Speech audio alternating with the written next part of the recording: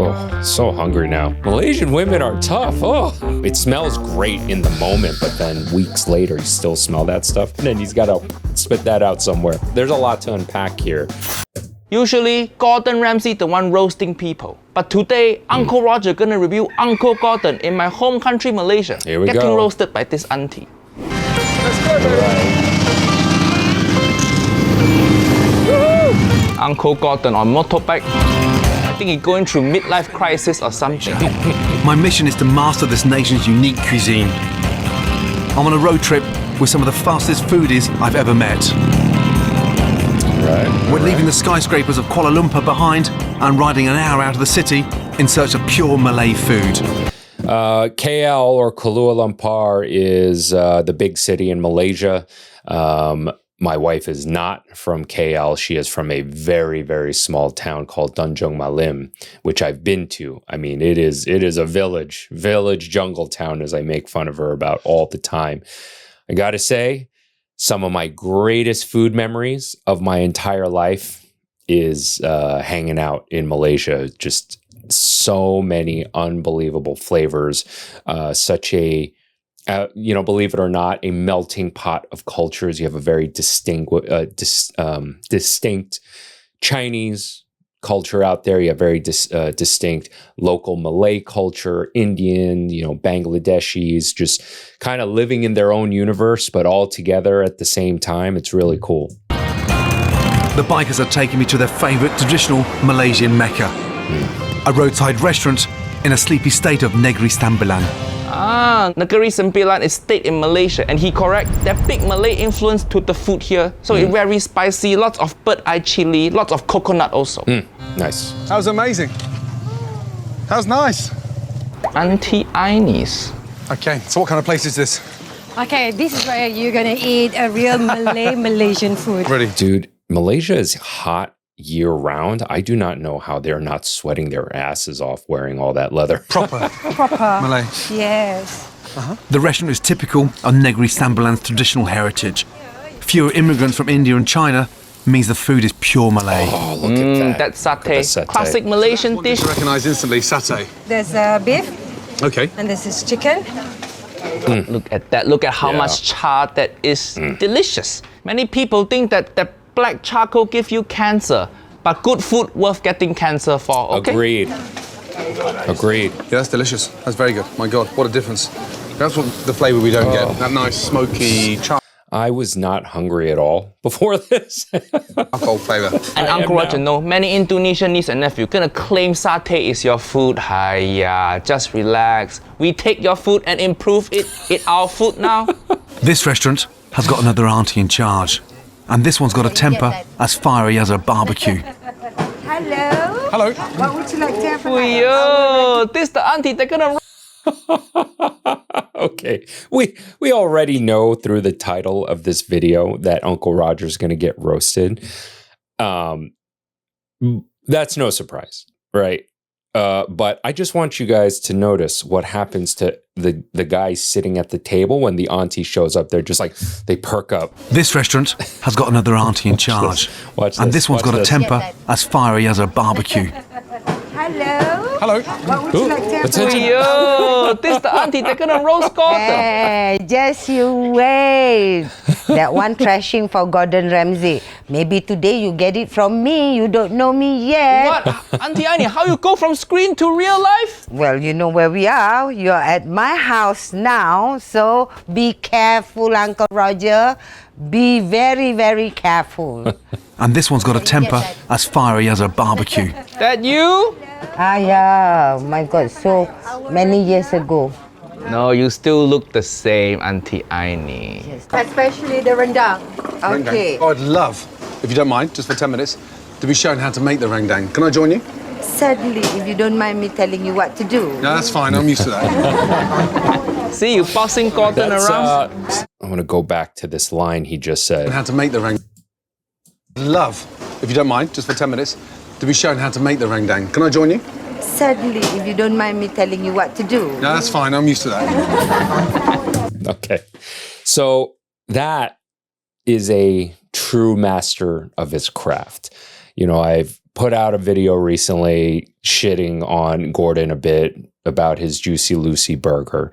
But this is one of his older shows, and if you watch the early seasons of Kitchen Nightmares he did in the UK, he is an amazing teacher and mentor, and he cannot reach the level of mastery in the kitchen and prestige that he has without being a student first. And what does a good student do? You shut the fuck up and you listen. Really. And for him to just identify from the beginning, I'm used to that. Yeah, he is, because he had to listen a lot before he became the master. And while, again, his Juicy Lucy sucked, he did this ramen video that Uncle Roger shit all over.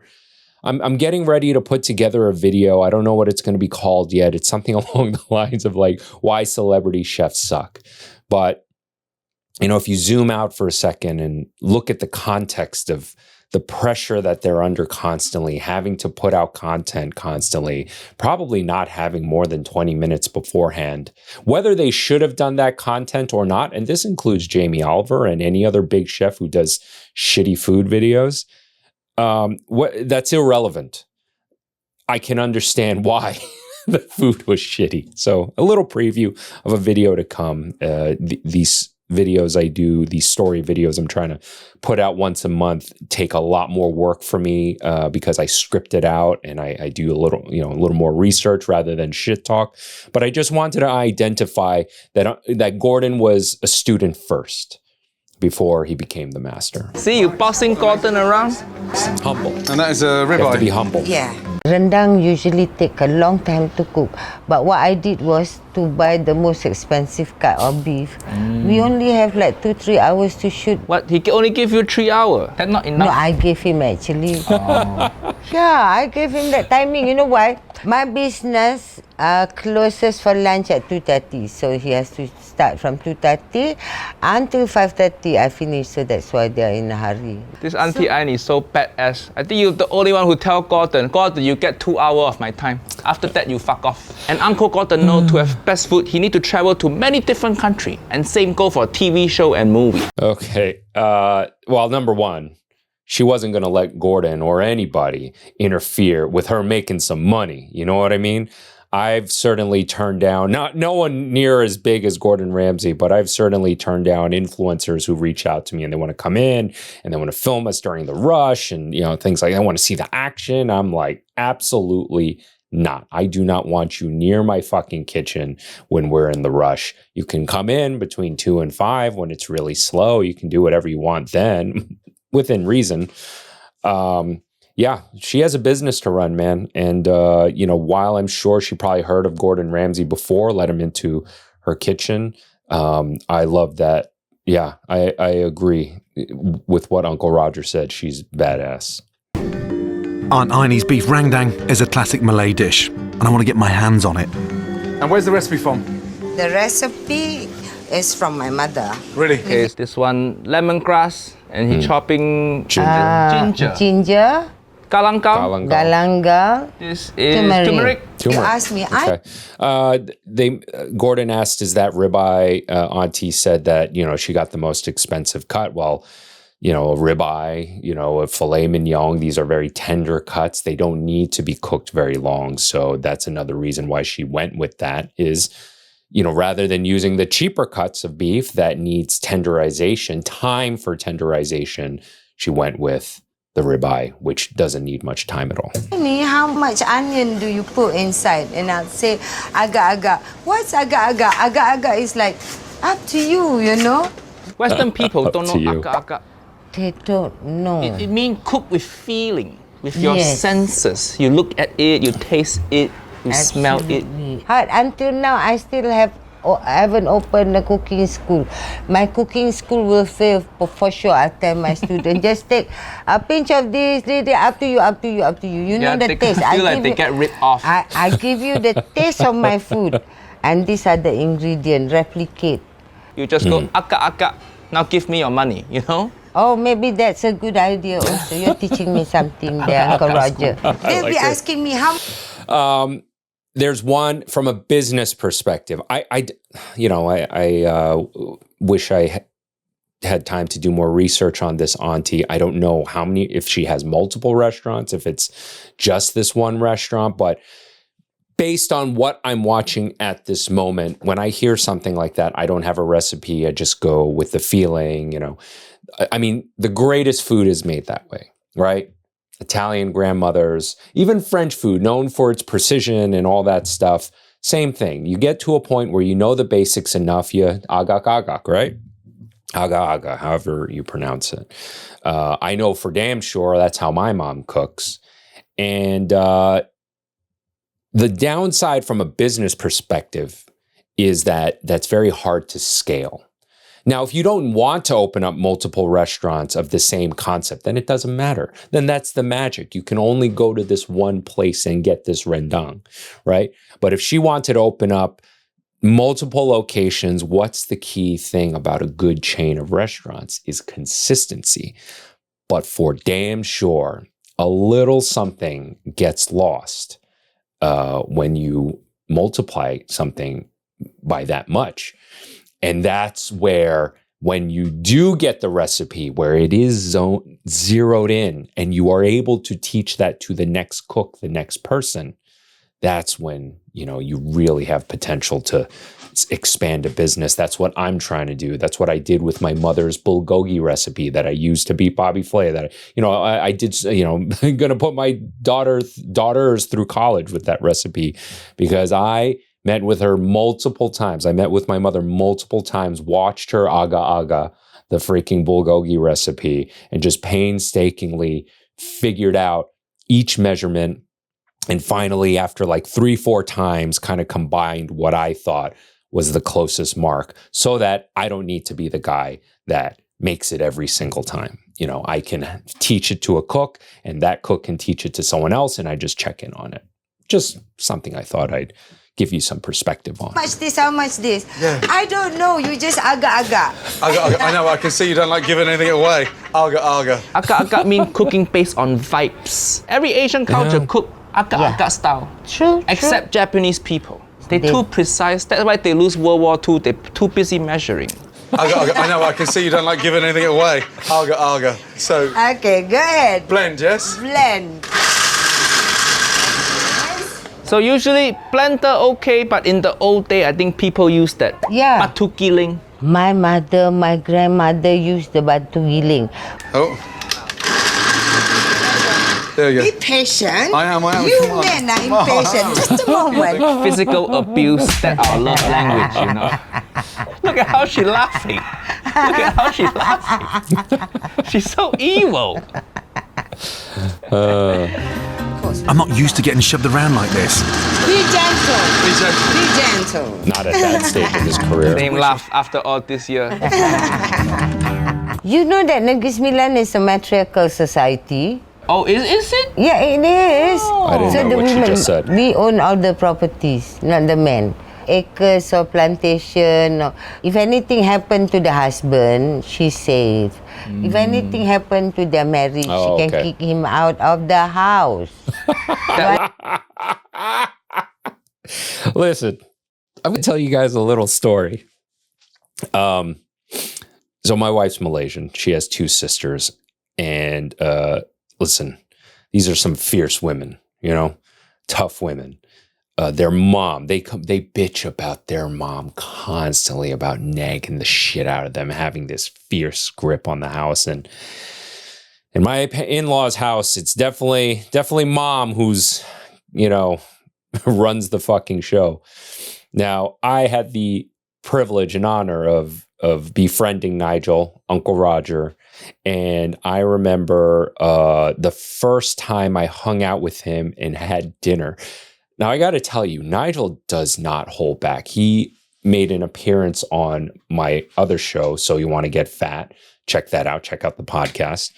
He did one of our first episodes, and he tears into me a little bit on that. Rightfully so. It's made for the better for me. Point I'm trying to get at is the first time I ever hung out with him, I took him to dinner at Beauty in Essex, a restaurant I was formerly the chef at. Took him, wined and dined him. Dude, I remember telling him, "Oh, my wife's Malaysian," and his reaction was like, "Ooh," I mean, literally, like, "Ooh, Malaysian women are tough." Oh, and I think this is part of the reason. He was just like, "Man, good luck." And I was like, "Well, we've been married for many years now." I was like, "Oh, okay." I don't see your husband anywhere. I don't have any more, sorry. Good, But good. that was Kick a him out. lovely, beautiful, colorful history that's passed already. Maybe new husband, No, thank you. Be gentle. I'm beginning to wish I was still sitting outside. Chili's in. Yes, just pour everything. Okay. What is that? Is that dry coriander? Cumin, Oh. coriander. And do you toast this spice Yeah, first? I toasted that first, and then now we just blend it together with the. Gordon's team, he added that away.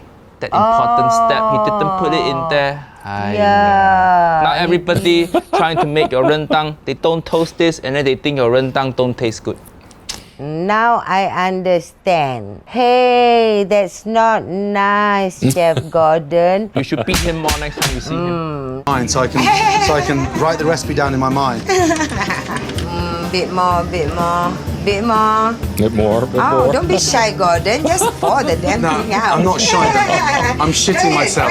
He's so scared. So scared to put. Yeah. It's funny.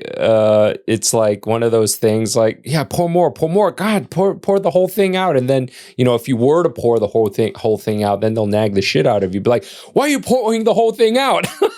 And no need to be kedekut on the oil, when you are toasting it. Cooking this spice paste until the oil separate. Correct? Yes, absolutely. Yeah, Until that's you a can, key. the entire garden, when you're in the garden, you can smell the aroma of. Oh, fuck. It stinks everything up. It smells great in the moment, but then, fucking weeks later, you walk into the house and you still smell that stuff. Oh, it's a bit rough. But this is a huge part of the flavor development. And I think a really good rule of thumb for a lot of Southeast Asian cooking is, you just basically cook the shit out of the spice in the paste before you go on to the next step. The cooking spices, yeah. So how long do we fry this off for? Agak-agak, you wait. until all the Give me a oil time, has- 'cause I'm No. mentally writing this down in my mind. Okay. Yeah. But what we want okay, good for you. is nice and Your silky. problem. You wait. Just hang on. I can't tell you how it is. Yes. She's nuts. I mean, you But wouldn't mess this, with her, the would you? smell is amazing. Yes. And then you just throw the beef straight in there. Yes, Some people, they saute the beef first before going in rendang. Tell them go jump KLCC. How can you do that? You have to saute the meat together with the spices. But since I'm using the most expensive cut, I am not putting too much santan in it. Coconut milk is one of the most important ingredients. Okay, there's a lot to unpack here. Couple things. Nigel, Uncle Roger mentioned some people sear off the meat before going into this paste. That searing is a major step in Western cookery. If you're going to braise something, you want to sear it first. It's for flavor development, not just for the meat, but for the sauce as a whole.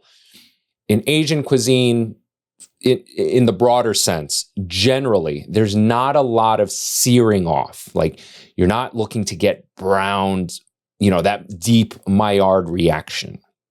Maillard reaction is the caramelization of the protein, right? What really makes a piece of meat super savory. Not to say that it's not savory. That's not what I'm saying. What I'm saying is you can get extra flavor development by searing first. However, couple things to think about. A lot of these preparations, particularly something like a rendang or even certain curries, the meat is going to be cooked in this sauce for an extended period of time for tenderization, particularly the beef, because they are using cheaper cuts. So you need more time. And one of the reasons why I think, if I had to assume that they're not emphasizing searing so much, is number one, it's going, regardless of what happens, the next part of cooking after you sear off this paste and dried spices is the protein goes into that directly. What's in that paste? a lot of oil, okay? When you cook with oil, that is not considered a wet cooking, what's the exact term? So when you cook with oil, that's considered a dry cooking method because there's the absence of water, right? When you cook with water, that's a wet cooking method, a braise. You cook in a soup, a stock, a broth, right? You submerge something in water, something that's water-based. So you are getting a sear of some sort, but because it's going to get cooked low and slow in this intense paste, I think pre-searing it is actually taking something away a little bit because you may mess up the texture, in my opinion, on the outside. You get that dry, almost jerky type of texture. I actually think, now she says for this video, she used the most expensive cut of ribeye. I think because this is a ribeye and because this is not going to need as extended cooking time, I actually think it would have benefited. Personally, I would have to try it for myself. I'm just going on theory and my knowledge of cooking and food. I think in this case, this cut, ribeye, would have benefited from a sear before going into the paste because it's not going to be cooked as long. Hope that makes sense. In our cooking. And don't believe they say got high cholesterol and all that bullshit. No such thing. Cholesterol mean you live good life. Now why you want to live so long for? Yeah, correct. 70, 80, good lah, you know. My children love to cook because they grew up eating my food and they think outside is like terrible. My daughter now, she's even running a restaurant. She's a model, you know. Fuyo. Yeah. She's camera shy. We're gonna put her modeling photo on here. Yeah. Not the sexy one, huh? Not the sexy one? No. All cover up like good Malay girl. Oh, but everybody want to see the sexy one? No lah, that one lah when she was very young lah. Now she old already. She's not that young anymore. This mother so mean.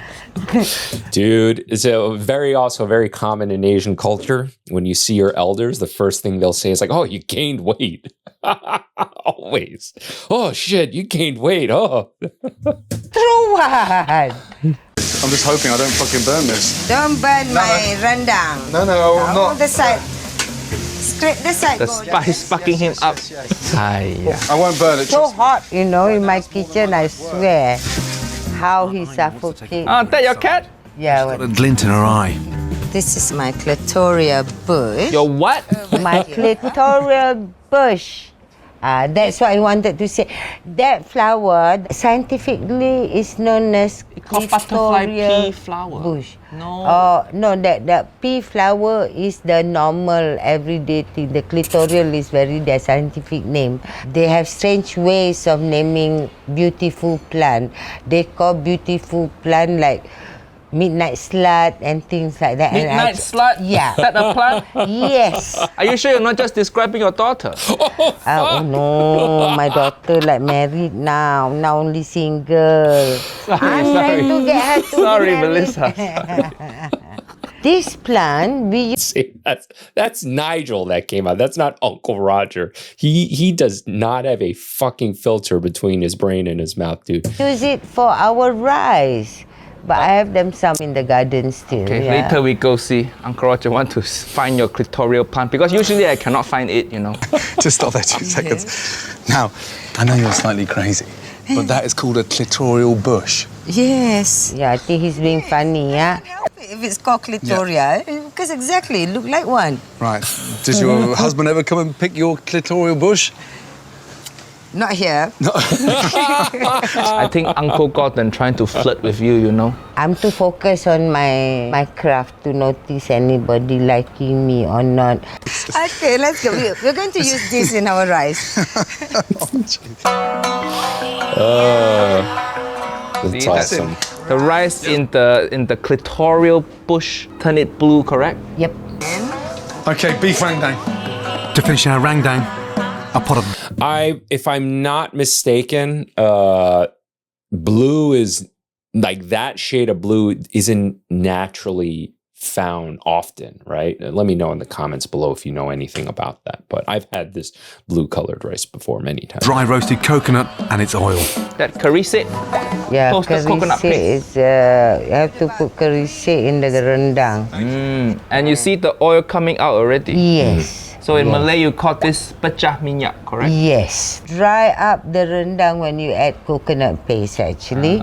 Make it thicker. Yes, the natural coconut umami. And that will dry up the rendang. Yeah. We're coming to the end of the dish, and you started to give me the recipe. That gives it a really nice sort of nutty... I'm getting soft on you, Gordon. You're getting soft on me. That's because you let me touch your bush. Well, I suppose you did. Stop flirting with Uncle Gordon, Auntie Aini. Hiya. Oh, that's lovely. That's very nice. Look good. Not too bad, is it?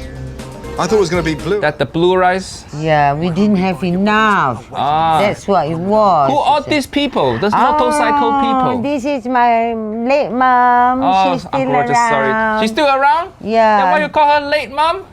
No. She's not around anymore. Sorry. Uncle Roger, sorry. Right. Yeah, she's next door. Aine's mum. I hope she's less demanding than her daughter. This is the Masha of the family. Nice She's to the see. best cook around. So whatever recipe I got from my mother. Amazing.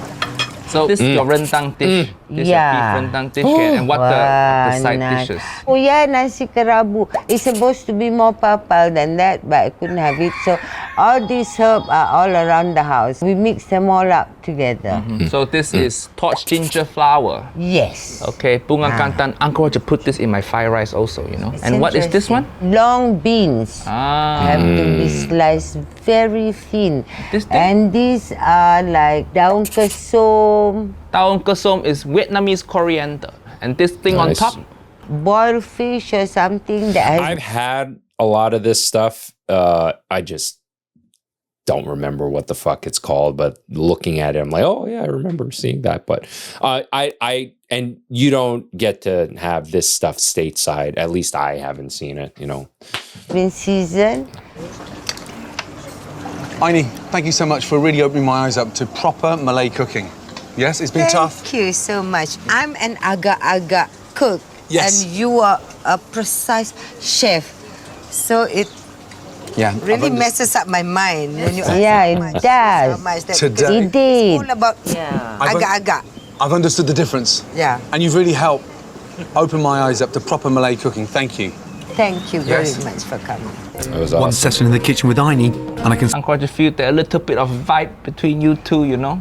Little bit of vibe. Did he ask for your phone number after this? No. Yeah. His wife will bash his head lah. How many children he got? one session in the kitchen with Aini, and I can see I've got to do more than simply learn new recipes if I'm to master Malaysian Very Malay way to say a sentence is ended with la. Bash his head la. cooking. European style cooking is anal. It's got this long list of ingredients that's weighed to the finest detail. Aga, you know, look and learn, watch, cook with your eyes. Yeah. Can you imagine me walking in there with a And that's that, you know, I was talking about earlier why that kind of cooking is so special, also so hard to teach. You know, if you're learning it, you literally have to just watch it over and over and over and over. And maybe you get included, you know, hey, help me prep the ginger, for example. And then you bring the ginger over. You idiot, that's too much ginger or that's too little ginger, right? That's how you learn along the way rather than getting handed a sheet of paper and saying, exactly 2 teaspoons, exactly 5 grams, whatever it means. recipe. Right, I need 5 ounces of ginger, 2 tablespoons of star anise. You know, should kick him up the arse. I boss him around a lot just now, but he loves it. Men love to be boss. What we have here is what I serve Chef Gordon. First, we have to try what you The serve to Uncle rendang, Gordon. yeah. I serve rendang smoked duck. Smoked up. Uncle Roger serve for you. Come. Thank you. So smoked duck better than the beef rendang you make for Uncle Gordon. Much better. This one have to go through another smoking process. In Malaysia, because the meat's so tender, we cut meat with a spoon and fork. See? Only in Western country you need knife because their meat's so tough. And then someone have to chew it like so long.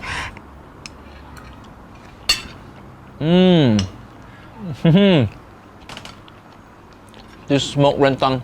If you guys remember in the last episode, I was talking to you about how I grew up eating and, you know, the procedure of the bowl and the chopstick, Southeast Asia, using a fork and a spoon, a lot of bone-in meat. And you can see right now, he got a piece of duck, there's bone-in, and he's got to spit that out somewhere.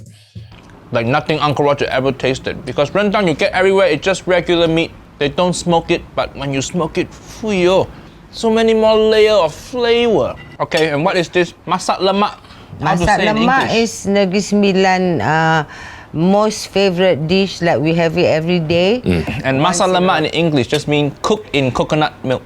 Cooked Correct? in coconut gravy. No onion, no garlic, just turmeric and lemongrass. The broth is very important. They all look the same, but they taste differently. A bit citrusy, fresh. So hungry Yes. now. What in there? The citrus taste? Calamansi juice. Yeah. Calamansi juice is awesome. I always keep some concentrated frozen calamansi juice. I use it in a bunch of stuff. Here, let me show you. Yeah, so I keep this in the freezer all the time. Southeast Asian ingredient. Very, very hard to get it fresh. So it looks like a ketchup packet, and I use it, you know, in a variety of ways. But one of my favorite ingredients to work with. That's our secret. And the last thing. And this one. Is asam pedas daging tetel. Daging tetel, like, we don't waste when we slaughter a cow. We take everything, you know. Not bad. Now you can take hot food. Not that spicy, Auntie. Just right, it's just right. Oh, that's right. Okay. Never mind. I teach you to cook all this. Oh, You there's take it to okra in LA. You open a big shop. Can. You know. Auntie Aini, thank you for showing Uncle Roger your clitoral push. It's pretty, isn't it? Niece and nephew, come check out Auntie Aini restaurant in Negeri Sembilan. And it's only 20 minutes away from Malaysia Airport. Auntie Aini should be first meal you eat when you land. Oh, and Uncle Roger got one restaurant in airport also. Thank you so Very nice. much. You know what? I hope While, you have further. While they're doing their plugs, pick up a bottle of GOCHUJANG à l'orange. For a limited time while supplies last, you do get a free RIVAGE t-shirt, okay? We have various colors. And upon checkout, you can request your size up to 2XL. If you need something beyond 2XL, I'm sorry, I can't help you. I'll just make a request for a different size. But my daughter and I, little Tsao, we pack these orders out once a week together. It's been a wonderful thing that we've been able to bond over, and I can teach her some responsibility. So I thank you guys for that. For everybody who's bought a bottle of this, we have some mission merch on there, so be sure to check it out.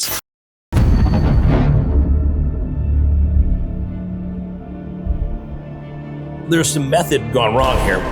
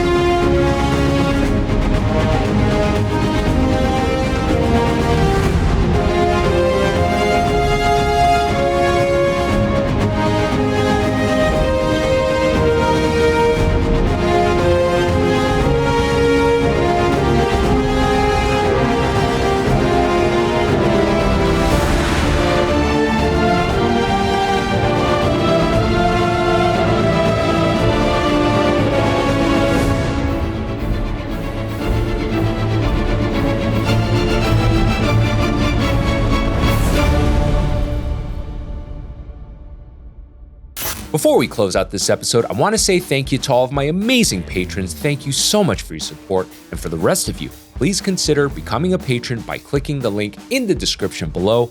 By becoming a patron, get to take advantage of some awesome perks like early access to new episodes and patron exclusive content.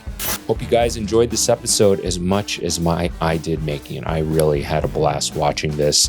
And yeah, let me know in the comments below what you thought. Hopefully this motivates you to possibly make some rendang. And yeah, until next time, peace everybody. See ya.